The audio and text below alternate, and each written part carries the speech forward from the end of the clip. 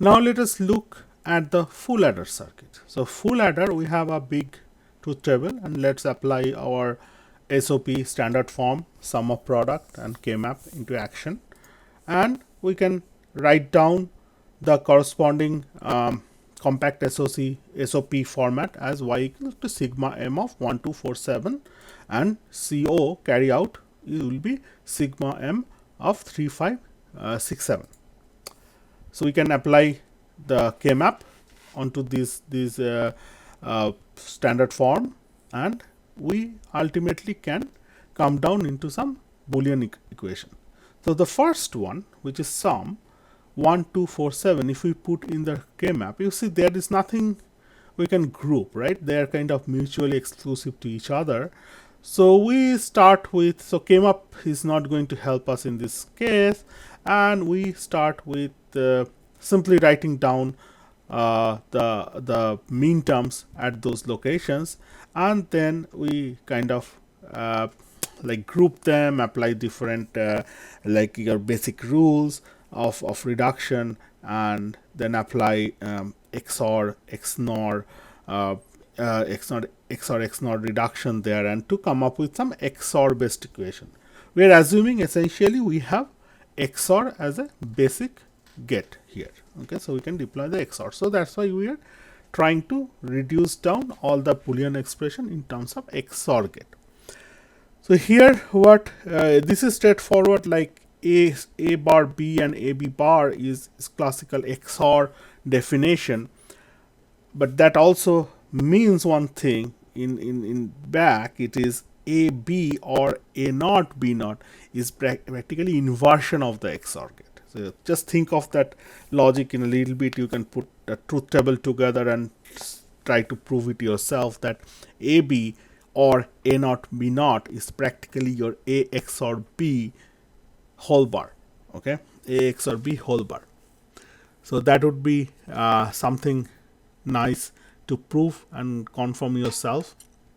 Okay, you can also do something like you can start with an a bar b or a b bar whole bar, right, which becomes your a XOR b whole bar, and try to prove that is your a b or a bar b bar. Okay, you can do that, but just for timing, just take it as granted a b or a bar b bar is your a XOR b whole bar. And now it becomes like ci bar and a XOR b, this is one term, and ci a XOR b bar, so this is like another term inversion, which becomes another XOR. So that is become like ci XOR a XOR b. So that's my y term. Now the other part is a little bit interesting here. Okay, so other part I can group, and I can write down from most compact whatever we can get from the K-map as this ci and b, ci and a, and or ab, right? These are all. And then in step 2 I can actually write something like ci and a or b or ab, but and from there I'm writing down something like ci a bar b or a b bar. So 2 to 3. So a b remains same for all the steps in all the expression, right? But from 2 to 3, if you look at ci a or b, I'm writing and replacing with ci a bar b or a b bar, which is like from the derivation point of view, it's not valid, right? A or b is not same as a not b or a b bar. Logically they are not equivalent, but I'm writing it. Why? Because it is in the context of what you see. So what I'm doing, your look at this group 5 7 and 6 7, right? That's what that two group gave you the CIB and or CIA, right?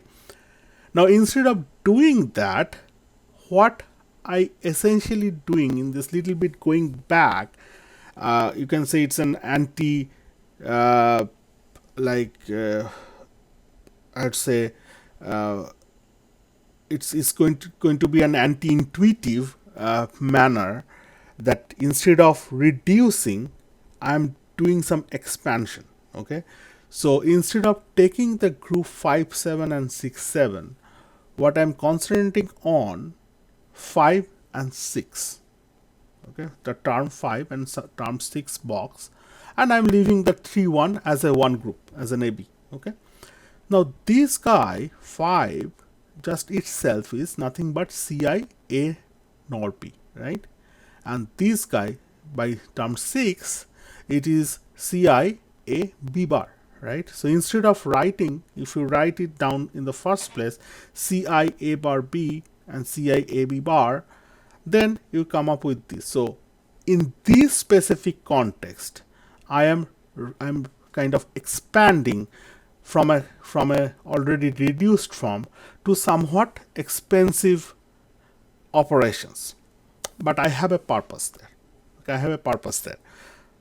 As soon as I can write it as A bar B or AB bar, it become an XOR, and this XOR A XOR B is already available in Y. See, right? So I want to reuse that A XOR operation value for CO. So K map is always concentrated on this current function you are reducing. Okay, it doesn't have a global view of everything else. So once you reduce in one equation of whole system, then you need to intuitively look at what part you can actually share between different outputs. If it is a multi-output digital design, what you can share between them and intuitively apply them, even if it looks like anti-intuition from one like isolated equation point of view. But here Y and CO, they are a part of the same digital system, so we should also look at the part we can reuse, and that's the purpose this 2 and 3 from 2 step to 2 step 3, even if it look like I'm doing something wrong, or it is at least I'm not reducing anymore, but yes I am, because it will give me a chance to share the A XOR B, which is already computing on for the output Y. So that's the reason. Okay, now once I have it, then I want to also give you some pointer to actually go and look for. Number one, we have Y Ci XOR A XOR B. Okay, and we have for CO, I have A XOR B Ci and A B. Okay, if you look at the half adder gives you both A XOR B and AB term, right? Half adder. So I probably can start with a half adder which produces A XOR B and AB, right? And then I need to XOR Ci and Ci with A XOR B. That means I can also use another half adder which takes the sum of the previous half adder stage and Ci as another adder component. Okay, and another additive. So we are using two half adder, connecting it in some relation with each other, so that at the end of the day my final output becomes Ci XOR A XOR B, and then for final carry out computation, I have already AB and I have to OR this Ci and A XOR B, which is another carry out from the second half adder stage. I just need to put an OR gate between them and have my full adder carry out computed. So here, instead of going directly with these gate like at the basic gate level, we are trying to reuse our constructed half adder, and we connect them together, and then we just need to add one additional OR gate to compute my final carry out. Okay, so this becomes your full adder circuit, 1-bit full adder circuit.